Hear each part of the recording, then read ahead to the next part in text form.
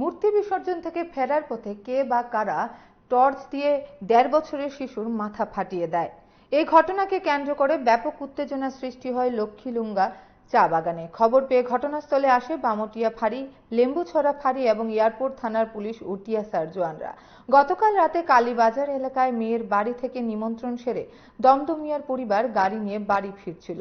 Airport থানাধীন লক্ষ্মীলুঙ্গা চা বাগানে কে বা কারা গাড়ি দাঁড় করে তাদের মারধর করে, এমনকি শিশুর মাথা ফাটিয়ে দেয় বলে অভিযোগ। পরে তারা প্রতিবাদে স্থানীয় বাড়ি ঘরে হামলা করে এবং স্থানীয়দের মারধর করে বলে অভিযোগ। গোটা ঘটনাকে কেন্দ্র করে ব্যাপক উত্তেজনা বিরাজ করে গভীর রাত পর্যন্ত। পরিস্থিতি নিয়ন্ত্রণে এয়ারপোর্ট থানার ওসি অভিজিৎ মণ্ডলের তৎপরতায় বিশেষ ভূমিকা নেয় পুলিশ।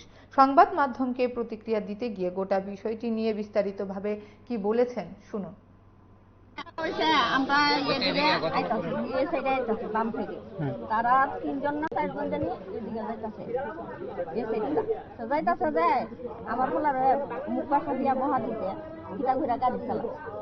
হ্যাঁ কইছে তোমরা শৈল তো ভাই লাগবে না, তোমার শৈল যদি লাগতো তাহলে আইসা আমার বহা দিতা। গেলাম লামাইছে করে বউ আছে এ সাইডে, বউ গিয়া সেটা তারা গিয়ে আনজা টাঞ্জা ধরছে।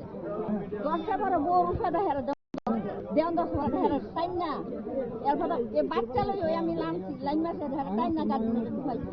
তো ফিসাটা টমটমাইছে, ফিসাটা একটা বাড়ি ঘর বাইরেছে, এটা ধরে আমি যেতাম। আমি যে ধরে দেখছি বাড়ি ঘর বাচ্চা বাড়ি ঘর কার বাংশ বাবু আমি আপনি গাড়ি মিলিয়ে আছিলেন? গাড়ি মেরে আসলাম তাহলে আমরা লামছি লাস্টটা লামছি লাইন না। আমি একজন কইতাছি বাইনাওয়ালা আমার একটু বাচ্চার জল দাও, মাথা ধরে যাইতাম। এরপর বালতি টাই না জল দিছে, এরপর তারা ওই লেগে গেছে টিকিটা কইতে গেছে। বাচ্চাটার বয়স কেমন হইব? ১.৫ বছর। কই গেছিলেন আপনারা?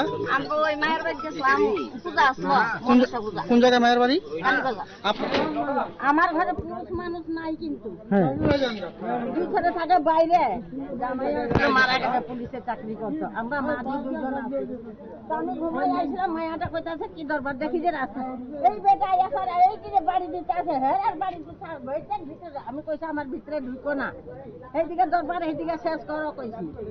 কইছি আমার জুতা দিয়ে আমার পাইয়ে